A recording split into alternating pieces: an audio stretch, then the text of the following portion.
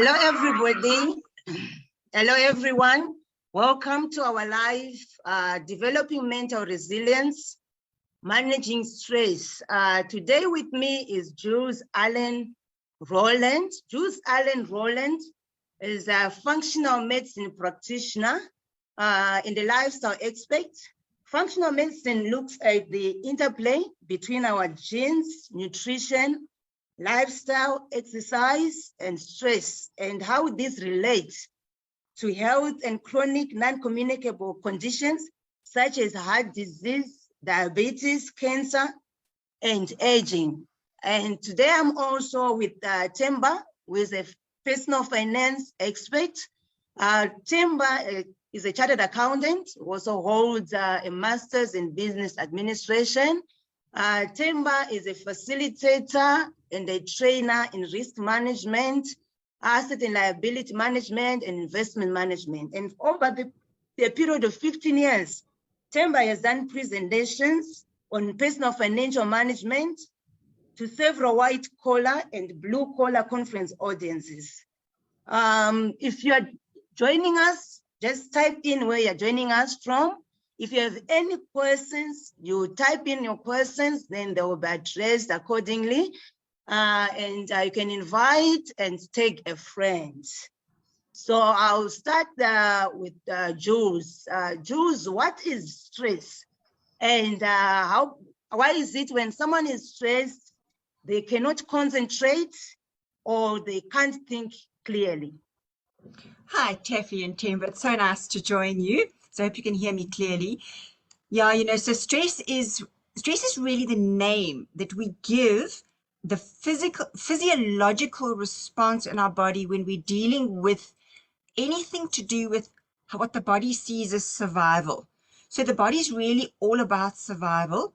So when the body responds to to something that acts on it, there's a cascade of neurotransmitter release,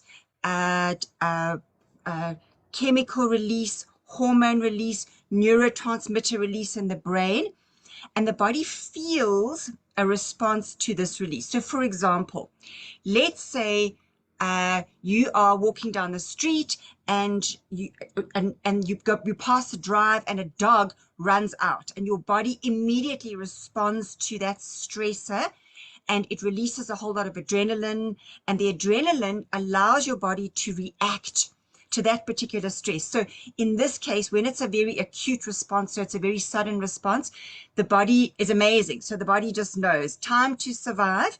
And what it does is it releases a cascade of hormones. So for example, we've all heard of the word adrenaline. So adrenaline basically it's actually a neurotransmitter, but so in other words, it's a chemical in the brain, but it allows the body to react quickly and instantly to whatever's acting on it. So you then in that particular case would either turn around and fight, or better if it's a dog, to run away if you can. So what the body does is that when there is a stress action, the body then responds in either a chronic way or an acute way. So if it's acute, it's sudden, but if the body has a long-term stressor, so we call that a chronic stress response, the body gets the same hormones and the same neurotransmitters and chemicals flooding the body as it does when it's a sudden response like a dog.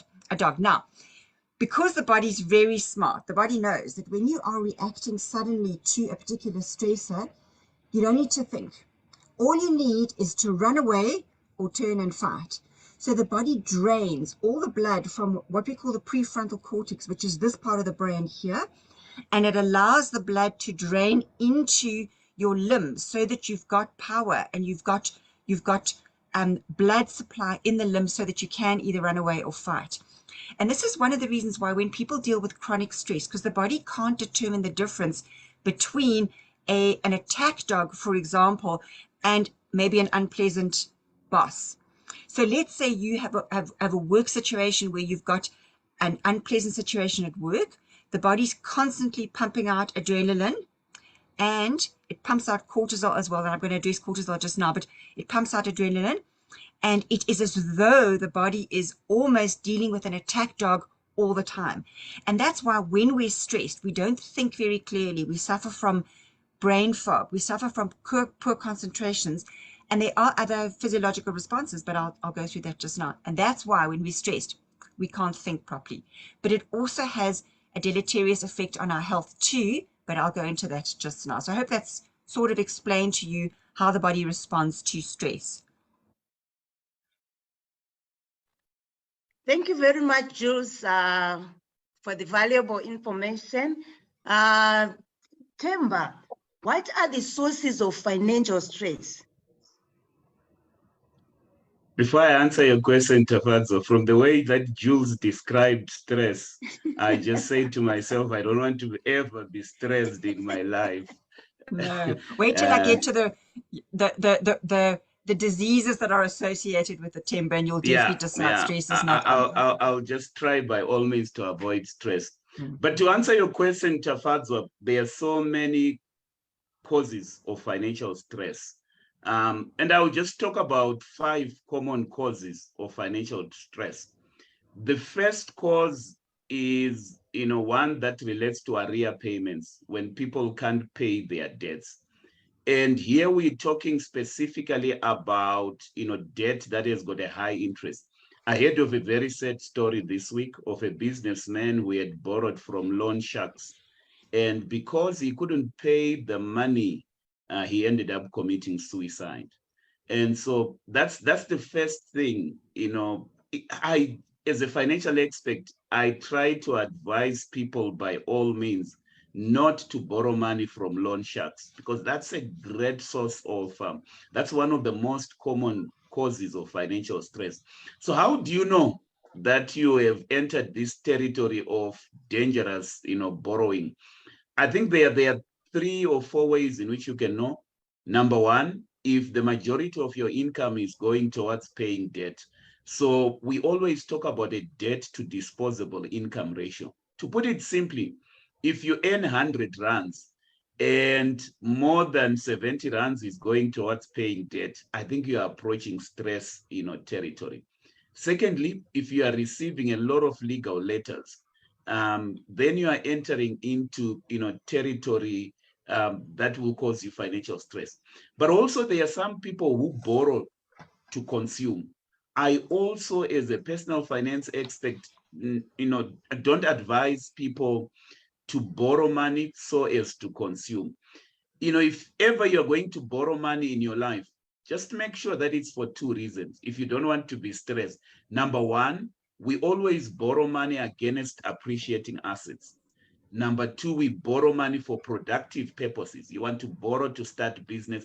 If you are borrowing to consume, you can be sure that you will be stressed at some point.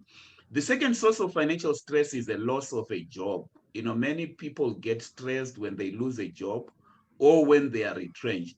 That's why we always advise people to, keep at least 3 months worth of salary, because it's been proven that if you are employable, it might take you, 2 to 3 months before you move into the next job. Another source of stress is the rising cost of living. I think we have entered a period of high inflation, and unfortunately, the way that the world works these days is that the rich have got so many tools to protect themselves against inflation. But if you are poor or you are in the middle class, there is very limited tools that you have to protect yourself against the high cost of living. So sometimes when people find themselves in a situation where they can't balance their budgets, they just get stressed, and that's a source of stress, them. Long-term unemployment, failure to get a stable job has also been a source of financial stress for some people. And then another source of financial stress, surprise, is just, the desire to keep up with the Jones. There are certain people who get stressed because they can't keep up with the Jones. There is a peer group that they benchmark themselves to. And if they find that they can't maintain the lifestyles that other people are maintaining, it just becomes a source of stress. So I can go on, Tafadzo, but those 5 are the most, common sources of financial stress that I see as I advise people on their personal finances. Thank you, Themba, for the 5 sources of financial stress. As we heard, it's not advisable to keep up with the Jones. Jules, if there was one change that would have a greatest positive impact in stress, what would it be? Okay, so I just want to say first with Themba, that really, it struck me so much, that borrow to consume. That is such a perfect phrase for a situation that so many people do, and it ties so closely in with the, keeping up with the Joneses, where you want the best cell phone, and we want to drive, we'll put a car on hire purchase, but because we want to drive a really nice car, instead of thinking, well, put aside money for 3 months. And I mean, that's such good advice. And as I listen to you, I realize, a lot of your reasons are stress responses that some people, they've made bad choices, or they've made difficult choices, and now it's hard for them to get out of them. And what's happening, you're getting the physiological response to choices that they've made. And I would go so far as to say, it is very easy for me to say, well, what stress is very bad for you, and this is the physiological response in the body, and I'm going to talk about the one change now. And I know that when I give you the one change, people are going to think, well, I would do that if I could. But if one can make just a small, even if it's a 1% difference every single day, and you make a 1% where you save a bit more, or you buy a little bit extra food, or even if it's, now I think we're going into very hard times with, I would go so far as to say, even food shortages and issues like that. And if you've got a fancy car, sell your car. I mean, I'm not a financial person, I just look at these things and think, well, I just want to reduce the response in the body. But all of those, just 1% at a time. Now, so I just want to say now that I'm going to give some suggestions now, but every suggestion I make, please run it by your medical practitioner first. Everything that I say is for informational purposes only. It's not designed to take the place of the advice and your connection with your medical doctor.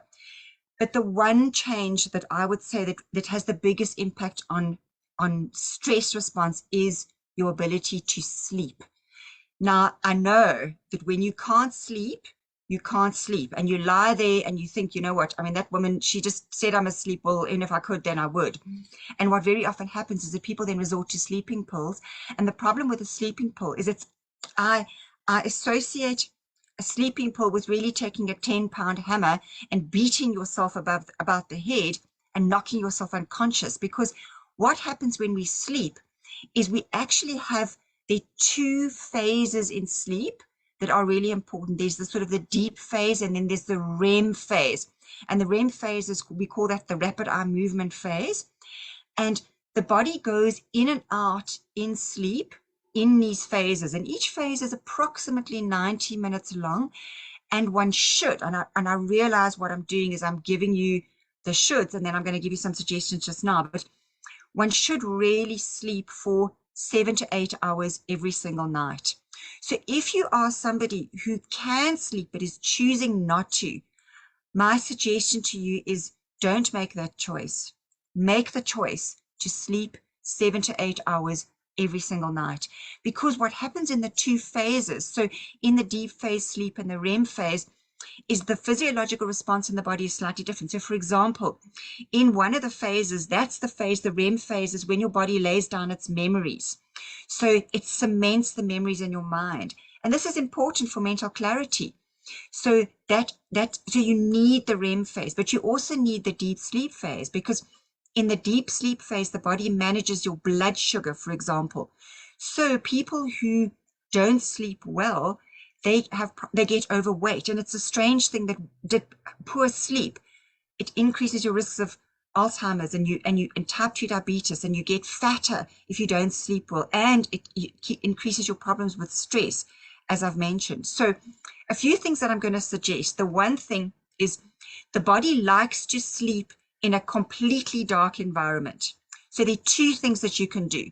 The one is to change your curtains. So even if you buy black curtains, cheap black fabric, or even a sheet, a black sheet, you just put Velcro along the top, and then you can use fabric glue, and you stick the Velcro on the inside of your curtains, and so that you've got complete blackout curtains, so that the body, even to the cells, you know, so it's not just through the eyes, even the cells are sensitive in your skin to complete dark. So that's the first thing.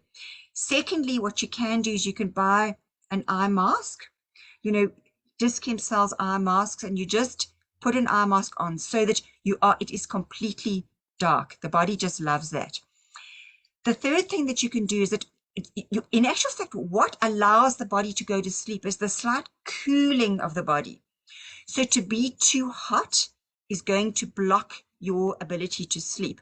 Now, we live in this beautiful warm country, which is so fantastic in winter, but in summer we can get very hot. So generally, I'm sure many people who are listening can say, you know, they toss and turn and when it's hot.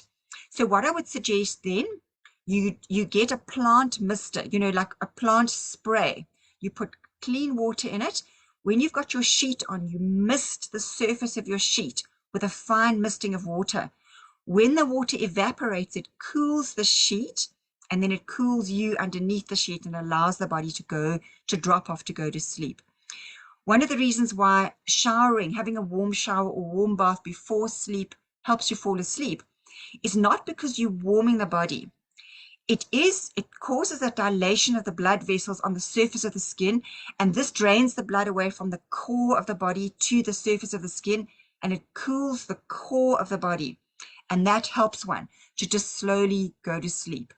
The other thing is, don't eat too late at night, because then the body's trying to digest. You know, when you're trying to digest food, you're not going to go to sleep. Just trying to think, yes, and also people who struggle from bloating or reflux.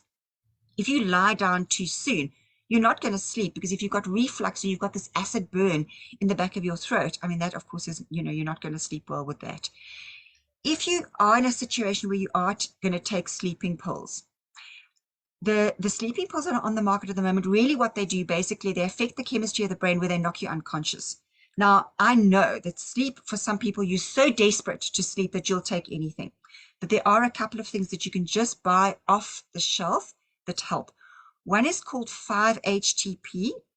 5-HTP is a compound that you can, Dis-Chem has got it. You just can go and you can buy it off the shelf. And what it does is it produces serotonin. And we've all heard of serotonin. Serotonin is our happy neurotransmitter. It makes us feel good. But serotonin is the precursor to melatonin, and melatonin is the chemical that helps us to sleep. So 5-HTP helps the body to make serotonin, and serotonin helps the body to make melatonin. So it's advisable you can take it around about midday and then just before you go to sleep, just to help your body to make melatonin. The second thing is called GABA. That's GABA. And GABA works like a calming blanket. It's a neurotransmitter. You can also buy it off the shelf. And what it does, it blankets our neurotransmitters. So when we've had a very stressful day and there's a lot of adrenaline pumping, GABA just cools the adrenaline down so that our body can relax. So GABA is lovely to help you sleep. And then the two amino acids that are the sleep amino acids, one is called taurine. Again, you can just buy them off the shelf. And the other one is called theanine. And green tea has got theanine in. So if you take green tea before you go to sleep, that helps your body. The theanine, both theanine and taurine are amino acids that are important in that process the body needs to slowly fall asleep. So I hope that helps.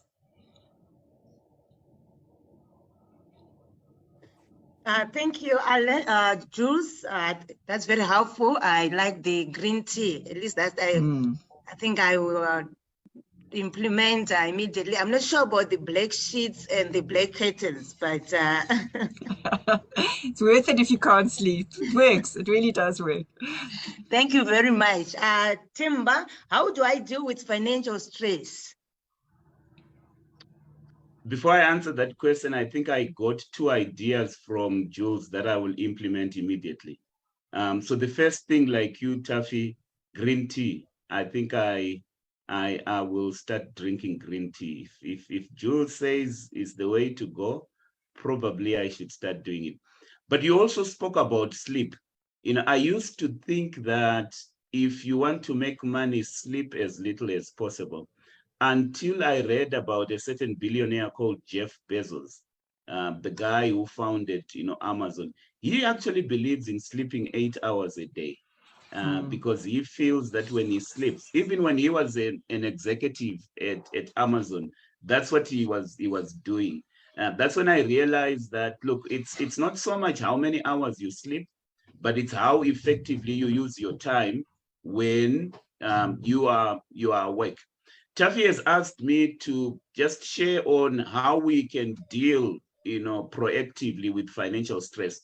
I can talk and talk, but I want to focus up on stress that is as a result of, being in debt, and just to give people 7 ideas on how you can proactively deal with financial stress, particularly stress that is as a result of being in debt. So the first idea is that if you're an employee, particularly in a corporate, most corporates now have wellness programs where if you find yourself being stressed, you can actually phone the hotline and they will give you counseling advice. The thing about financial stress, some people believe that, I can hope myself out of debt and hope myself out of financial stress. One of the things that I normally say to people is that hope is not a strategy, particularly when it comes to dealing with debt. I mean, you have to be very practical about it and take certain practical steps. Apart from approaching wellness organizations, there are people who provide support, whether it's Lifeline or any of these depression groups. There comes a time when you are financially stressed. Instead of waiting until it's too late, you might want to seek expert help there. The other thing that you can do is, and I also teach the art of negotiation. If you are stressed, just confront your creditors and negotiate with them. What I see most of the time is that people run away from their creditors. And that is the worst thing that you can do, especially if you are in financial distress. There are people who then ignore calls from their lenders. That's not a good thing to do. And even when you take that particular call, the other temptation that people most have is that they overpromise. So these people, when they phone you, they want you to give a commitment in terms of when you're actually going to pay. And most people are unrealistic. They will say, no, tomorrow I will have the money. Don't worry. And that creates more stress. And so don't overpromise. If the money is not there, I actually find that some lenders will actually accept it if you say, at the moment, I don't have any money, but I am committed to paying this debt. Because what it does is that it doesn't put you under unnecessary financial pressure, but also you're going to score points with the lenders. So I don't advise people to run away from their creditors. If you will be bold to run after your creditors, I mean, that's the thing that I would advise. If you get into a situation where, after having taken advice, you need to file for debt counseling. So there are legal remedies that are available for people who are in financial distress. In South Africa, you can file for debt counseling.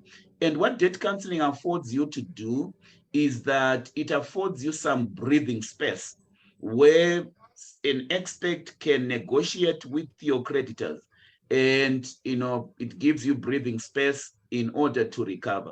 Now, here is the thing. I have seen people get into financial problems time and time again, and sometimes they don't learn. You'd think that somebody who has gone through debt counseling and has come out of that process would have learned one or two things. Unfortunately, it doesn't work like that.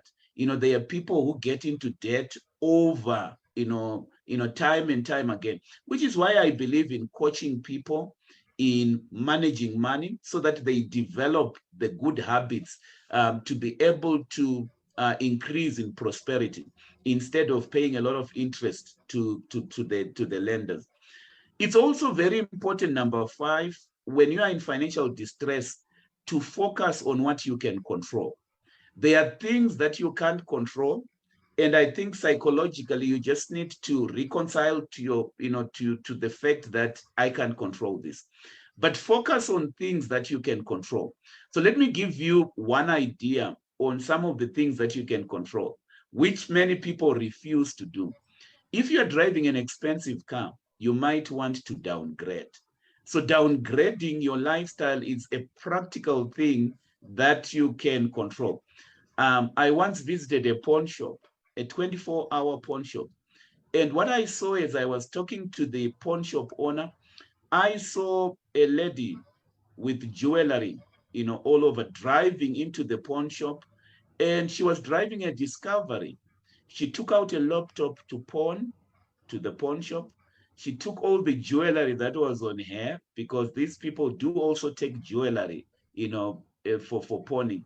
And I just wondered to myself, why would somebody be driving a Discovery 4 and be pawning a laptop? Why don't you just drive a cheaper car like a Toyota and be able to manage your financing? That's when I realized that people, when they are in a financial hole, they continue digging. One of the advice that you will receive from any financial expert is that when you are in a financial hole, stop digging, stop getting into more debt, right? Because many people continue digging, they borrow to pay this particular loan, and if they can't pay that particular loan, they borrow from relatives, and so they go into this debt spiral. So one of the classical advice that you can ever receive is that when you are in a financial hole, stop digging, right?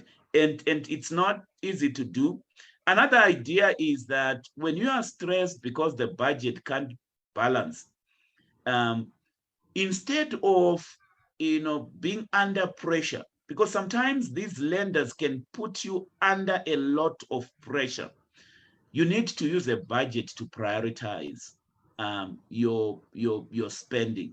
I have seen people succumb to pressure to such an extent that they end up using all their salary to pay debt and forget that they have to live and to buy food. And as a result, because they have to buy food and do these other things, they go into a debt spiral again. They start digging again. And when they get money, the debtors are phoning, and then they pay the money to the creditors, and they continue into this spiral. So it becomes very important that you have the presence to budget and not to succumb to pressure. I know it's easier said than done, but it's something that can be done. And the last idea that I would really want to give to people if you're under financial stress is to find ways. I know Jules said, and I take Jules' point, that sometimes it's very difficult to think clearly when you are under financial stress. But to the extent to which you can do that, try to find ways to earn extra income, right? So many people these days are finding a side hustle or a side gig, something to do. But the other thing that I normally recommend to people is to negotiate for a raise. I see that sometimes people in corporate employment, they just accept whatever increase, that they are getting. If you are good, if you are adding value in that particular company, have the boldness to go and negotiate for a raise. I don't have time to tell you some of the stories that I have seen in real practice, but I have seen people who have been, forthright with their bosses and said, look, I can't balance my budget. Is there anything that the company can help me to do? And sometimes those people actually get their way. So just learn to negotiate. It's something that can be done to the extent possible. If you know you're not going to strain yourself, work overtime. Find ways of earning extra income. Those are the ideas that I would want to put on the table, Tafadzwa, on how to deal proactively with financial stress. Thank you very much, Themba, for that. I actually remembered yesterday I was minding my own business. Then I get a call from someone and they say, you know what, this is our birthday month for their company. They own a cell phone. It's a very common cell phone company. And they say, we want to give you a gift. So I listened and they said, we will deliver it for free. And then they told me all the benefits. I was almost tempted until I said, okay, can I Google the kind of phone that you want to offer? Then I realized that as much as they were saying it's going to be cheaper, even the amount that they were saying that phone costs, it was not what Google was saying. So yesterday I was actually helped by Google. Then I just thanked them and said, thank you for the gift. I think I'm happy with my my current phones. So yes, there can be a lot of pressure to be in financial debt. So we thank you for reminding us not to keep on digging into debt. Jules, why is finding a way to manage stress important for longevity as well as peace in the moment? Okay, Taffy, I'm going to go into that. I first want to say, Themba, when I listen to what you say about finance, there are so many similarities in the process of becoming financially healthy to becoming physically healthy. And what you just said about hope yourself out of financial debt, I can say the same. So many of my clients too, they want to be healthy, but they a lot of the time it's because they don't really know what steps to take to become healthy. But they also don't want to look at it because they might be having certain symptoms. They might be diagnosed with diabetes, for example, or insulin resistance, or an ulcer, or any of these physiological health problems. And they don't know where to go. They don't know where to start. And they just hope maybe tomorrow it'll just all go away. And as you say, they also continue to dig holes for their financial, as they do for their financial health, so they do for their physical health. Because with stress too, what very often happens with stress, and this is where there's a lot of overlap, is that when people stress, they tend to feel they need to reward themselves. So for example, they tend to drink more, and alcohol costs money, or they reward themselves, they buy boutique coffees, very, very expensive coffees, for example, because they feel, I'm feeling so depressed and I'm feeling so low. I need this to help me feel better. And in so doing, they really are just digging a deeper and deeper hole. And I think when you don't know from a health perspective, and I'm sure there's parallel and overlap here, but from a health perspective, so what I advise my clients to do is that first of all, you write down clearly where you are. So you write down, what am I eating? How am I sleeping? What are my stress levels? How am I exercising? What am I actually doing? And no judgment with it. You just write it down, every single little thing. And then obviously, as you say with finance, to get expert advice, because there's a lot of advice that one can give that has a very far-reaching benefit, and it's maybe one change or two changes. And then you systematically work through your list and you make small changes, because in 6 months, when you look back and you've made all these small changes, you suddenly think, wow, you know what, from a health perspective, I'm feeling so much better because I am doing X, Y, Z. And the problem with leaving it, because health and longevity, the past 2 years have taught us that we need to be in the best physical state that we possibly can, not only because we want to feel good, but our immune system needs to be strong. We need to be resilient against whatever is coming our way in terms of infectious diseases. And the stronger we are and the healthier we are, the better we're going to be able to cope. And certainly with COVID, one of the biggest problems with COVID were the comorbidities that put people who had these comorbidities at much greater risk of dying from COVID than those people who didn't have any of the comorbidities.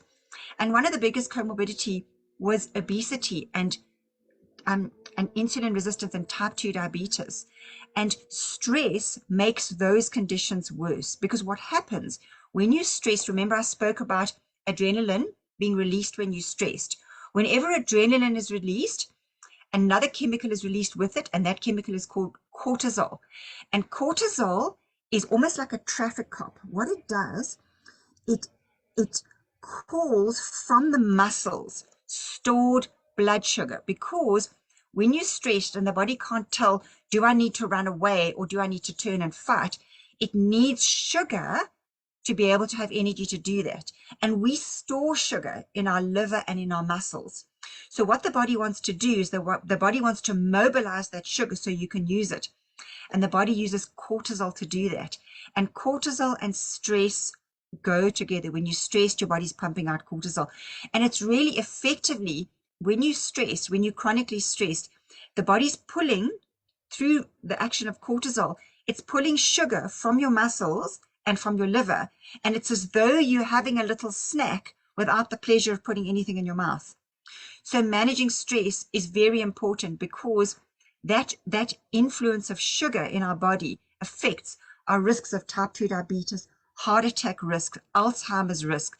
Even cancer is affected by the amount of sugar in our body, how the body manages sugar. So and there are many, many really, really simple ways to manage just one thing, and that is, for example, sugar management. And that has a blanket beneficial effect on, on our health and on our longevity, and whether we are at risk of what we call these non-communicable diseases. So managing stress really isn't a luxury at all. And, to go back, Themba, to your, the thought about, a lot of people say, you know what, I'll sleep when I'm dead. Then I'll get enough sleep then. But the problem is when you don't sleep, you're going to call death closer to you. So to manage your stress as managing your finances, you know what, it's not a luxury at all. Thank you very much, Jules, for reminding us that managing your stress is not a luxury. And I don't know why they made sugar sweet, because... I know, and chocolate. Yes, all the nice things, All the nice, and bread, all the nice things. Yes, but we need to manage it. Thank you very much. Themba, before I go to your question, there's a question from Tendai Elliot Gauke. He's asking, there's a property investor who says do not pay more on your mortgage as it has no benefit. Is it true? Then he says, a long time ago, I bought shares from Boca after seeing an advert, but lost all my money. Is it wise to buy shares if you are not too sure of the business they are running, or whether the business will face hardships in future? Thank you very much, Tafi, for those questions. So I will take the second question. Is it advisable to buy shares if you are not sure? Many people have been made wealthy because of investing in shares. But like everything else, you invest in shares after you've acquired the necessary knowledge and after you have received the right advice. That's why, as part of my approach, you would know, Tafi, that I've got a belt system. So I take people through a competence framework where they progressively develop their skills. Even when we talk about investing skills, we then teach people some of the skills, with regard to investing. So the short answer to your question is, I do advise people to invest in shares. In fact, for all those that have got money invested in pension funds who are hoping to retire one day, all those monies are invested in shares, actually. But there is a right way of investing in shares. And we'll talk about that I don't have time, today to talk about that. But simple things like diversifying your portfolio, right? Not putting your eggs in one basket. I think that's great advice, right there. And then instead of just focusing on investing, you also apply certain risk management principles. So that would be the answer to the second question. The answer to the first question that he asked with regard to property, investing. I like property myself because property is an appreciating asset. So if the question is, should I invest in property? My answer is yes. But like everything else, you need knowledge, right? So you mustn't overpay on the bond. Negotiate. I teach people to negotiate as much as possible so that you are not, many people do not know how to negotiate. They don't even know the cost of financial products. The cost of other products is very easy to determine, but the cost of financial products, many people do not know how to determine. So yes, you would want to shop around, make sure that you are paying a cost-effective, bond, and pay that bond as fast as you can. But like everything else, property investments can also go sour. Some of you who are probably passionate about property investment, you might have heard, the term location, location, location. So that's one factor that goes into, the value of a property. The thing about investing, and one of the cardinal laws that I live by, with regard to investing, is look for undervalued assets that will appreciate over time. I learned that from a great investor called Warren Buffett. So it doesn't matter whether it's property, whether it's shares. I don't just buy shares just because somebody said I must buy shares. You look for undervalued property. And one of the things that I learned from Warren Buffett is that you make your profit from day one. Those are some of the things that we'll learn as we go into the investing masterclass. But I don't want to get ahead of myself. So let me just stop there, Taffy, and then probably I can take your last question. Thank you, Themba. I hope Tendai is listening and it's helpful. Themba, what proactive things can someone do to avoid financial stress? So I've got 7 ideas again, Taffy, there. The first idea is avoid conspicuous consumption. For some reason, when people have money, they want to make a statement of arrival. So you will see people putting on branded clothes, driving the most expensive cars. They are very conspicuous in their consumption. And even particularly tax law authorities, the way they find tax dodgers is they look at people who are living above their means, who are spending in a conspicuous manner. So one way of proactively avoiding financial stress, I know of one person, I think the matter was in the financial news. He had a successful company, but the tax authorities are pursuing him now for 1.3 billion. Now, where will you get 1.3 billion?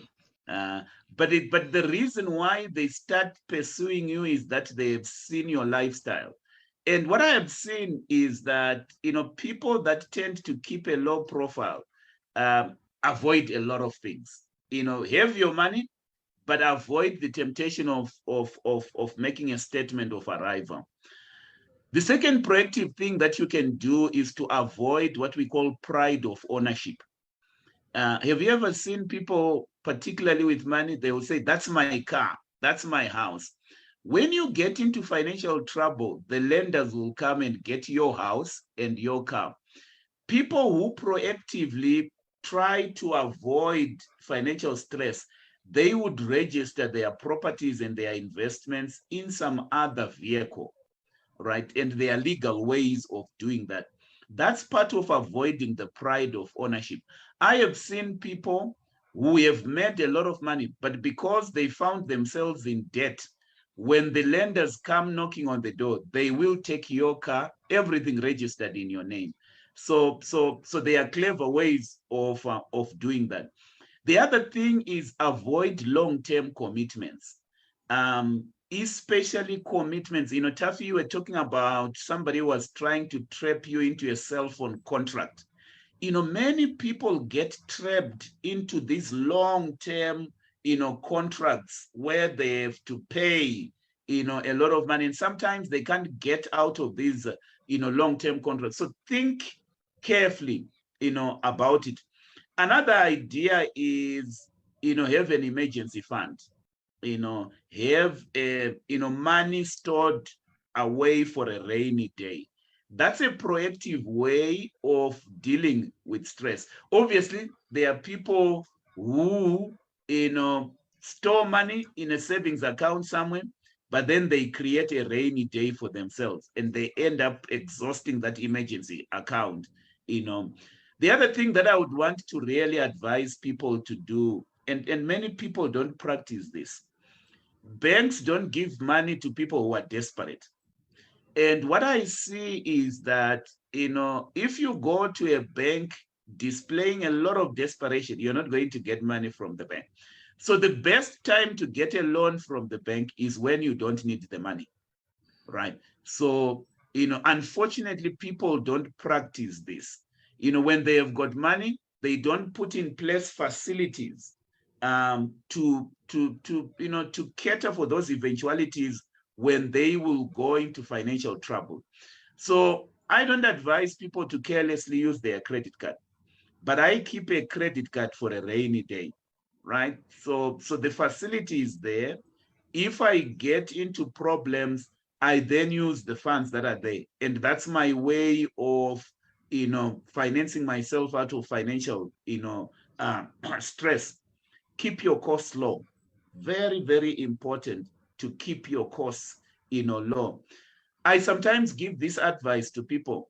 Have you ever seen that if you're working in corporate and you hear that you're going to get a salary raise, some people start spending the money before it even comes because they know that next month I'm going, getting a raise. I don't advise people to do that. My advice to people is that upgrade your lifestyle 2 raises after. So what do I mean by that? If you know you're going to get a raise, a salary raise, don't upgrade your lifestyle. Then you get another raise, don't upgrade your lifestyle. Then you get the 3rd raise, then consider getting, upgrading your lifestyle. You've got people who are very, very keen to upgrade their lifestyle. One of my, favorite heroes as far as money management is concerned is Warren Buffett. Some of you will know that Warren Buffett is a billionaire. And the thing about Warren Buffett is he hasn't upgraded his house since 1960 something. He lives in the same house and drives the same car. And that concept is what some people have referred to as being frugal, frugality. I'm not for, not spending your money. So I'm not saying when you make money, don't spend it. But I'm just saying, if you don't have money as yet, don't, be in a hurry to upgrade your lifestyle. That's the point that I'm making, here. Talking about upgrading and downgrading, I've already made this point and I will make it, again. Downgrade your lifestyle before life downgrades you. So be proactive, about it. Then my last idea is that always keep on the right side of the law. I have seen people get into financial problems, particularly with regard to tax payments and tax dodging, right? Because your tax affairs are not in order. For some reason, people, and I'm like that as well. I don't enjoy paying my taxes. But my advice is that stay on the right side of the law. As far as tax is concerned, we always say this thing, that tax avoidance is legal. So there are ways of avoiding tax, but tax evasion is illegal. So don't be a tax dodger or somebody who wants to evade tax. You might not be financially clued up, but just get a sense of whether you are complying with the laws of the land or you are not complying. Because what I see most of the time is when people, particularly celebrities, they dodge taxes, and then it always catches up with you. So that's another way of proactively dealing with financial stress. It's called tax planning. We also plan our estate. So in financial planning, in financial management, it's very important to plan, not only budget, setting financial goals, planning your estate, planning your tax affairs. All of those things are things that are great, to do. So let me stop there, Taffy, because time is limited. Over to you. Thank you very much. Just a concluding remark from both of you. I'll start with Jules. There's Nonhlanhla who was saying she's feeling overwhelmed. What would you say to Nonhlanhla in closing? Nonhlanhla, I'm assuming you're talking about overwhelmed in terms of what you need to do for your health. So what I would suggest is the first thing you do is, as I said, you just sit down and you write everything to do with your health onto a piece of paper, so that you're very clear now, where am I? What do I eat? How do I feel? What am I spending on my health? All of those things, you just put it down on paper. And then you start with one small step, just one small step. And you achieve that one small step. And the one small step that I'm going to suggest that you take, and I think it's because it probably affects us all. I mean, Taffy, you and I, we all eat sweets and we all eat chocolate, and that is to cut down on processed food. And people have a perception that being healthy and eating healthy food is very expensive. And that the reason that they have this perception is because what they want to do is that they want to keep the unhealthy foods that they eat, and then they want to add some healthy stuff on top of that. And then they're adding on extra cost. So if you write down everything where you are now, and you can eliminate, so it's almost investing in your health for the future, one small step at a time. That would be the advice that I would give you in terms of your health. So the first thing is, and for your children, cut out all processed food. When you look at your plate, your food must look like food, not like it comes out of some factory. It must, cereal, for example, does not look like food. It just looks like cardboard. But they are, if you create a situation where you're eating lots of vegetables and salads and you're staying away from the processed food, your body will love you for that. And you will save money long term, because people forget that when they're young and their body can cope with what I call health insults, basically, it is going to catch up with you later on. And while you may now not be spending a lot of money on your health, if you don't address your health now and invest in health, when you're older, then you are going to be in trouble and it's going to cost you a lot of money. So I hope that's helped. Thank you, Jules, for that. Over to you, Themba. Nonhlanhla, I've been overwhelmed before. I know exactly how it feels. You feel like you are drowning. You feel like you are not in control of anything, in life. I've been overwhelmed before. I'm not a health person. I'm not a health expert, obviously. So my advice is from a financial point of view. I think when you are overwhelmed, you start getting, stress in your life. It's very important, number one, to identify the source of that stress. What is it that is stressing you? From what Jules was presenting today, I understood that there are different stressors. There are things that stress. So to me, it's very, very important. What is that thing that is overwhelming you? Is it finances? Right. When we talk about finance, we are now being specific. That's the thing that is stressing me. Then from there, once you have identified what it is that is stressing you and overwhelming you, then you can move on to, my next, step. My step number 2 is, what is it that I can control? What is it that I can't control? I have learned not to worry about things that I can't control. They are always things that I can't control. Because sometimes stress comes from worrying about things that you can't control. You know, when you are blacklisted and there is very little room for you to maneuver, there are many things that are outside of your control. So what I always do when I'm overwhelmed is I look at the things that I can control and I build my plan around, you know, the things that I can control. For example, if I can cut costs here and there, that's the thing that I can control. If I can downgrade, if I can, you know, create more income, those are the things that I can control. I don't worry about things that I can't, you know, I can't control at all. The third thing, which is similar to what Jules is saying, is that it starts with small steps. You know, I've never seen somebody who is overwhelmed, you know, who immediately recovers. I think there are people who are like that.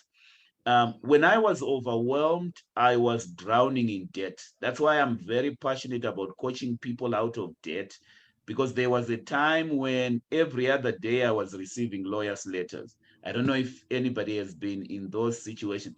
And that's actually stressing and overwhelming. But what I have learned is that I needed to develop a plan, not to panic, but take small steps, you know, as long as, and when you take those small steps, it's very important to celebrate small achievements. When I was going on a journey of getting out of debt, I would celebrate even the small debts that I have paid. You know, I owed somebody some money, I paid it, then I celebrate and reward myself for that small step.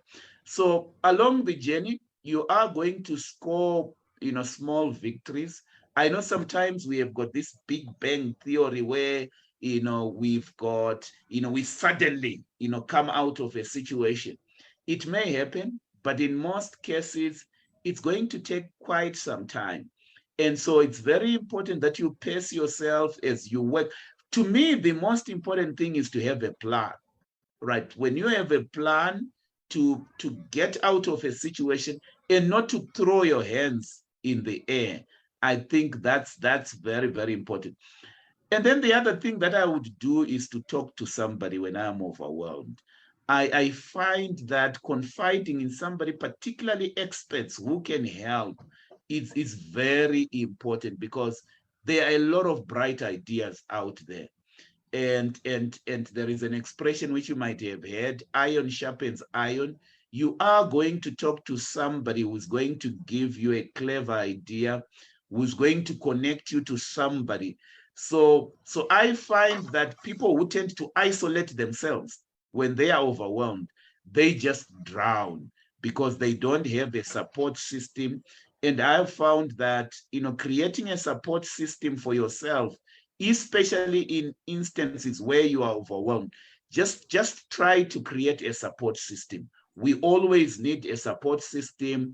Doesn't matter whether we're talking about financial stress or any kind of stress, and having support from people becomes very, very important. And that's what I would say, you know, Tafadzwa, in response to that question. Thank you very much, Jules and Themba, and I think Nonhlanhla, those things we have learned a lot. We do what we can control. If you're a Christian, if there are those things that you can't control, you trust in God, you take them to God. He is very good at taking care of those things that we can't take care of. So I encourage you to trust in God, and you do what you can, and God will do what you can't. And you find, before you know it, you'll have overcome the overwhelmment. Okay, thank you very much again. If you want to get hold of Jules, we can visit their website, www.livetoa100.com. It's .co.za. Thank you for the correction. So it's www.livetoa100.com. live-to100.co.za, and 2 is a number. Live to 100, 2 is a number. We can also get hold of Themba. He has a YouTube account, manage of finances like a black belt, or we can visit his website, www.duplexinstitute.com. You can also follow our YouTube channel, The Dream That Was Worth Fighting For. Thank you everyone for joining us. I hope we will implement what we have learned so that we overcome stress and we don't keep on digging into the financial hole. We appreciate your support. Enjoy your weekend. Thank you very much. Cheers. Thank you, Taffy. Thank you, Themba. Bye-bye.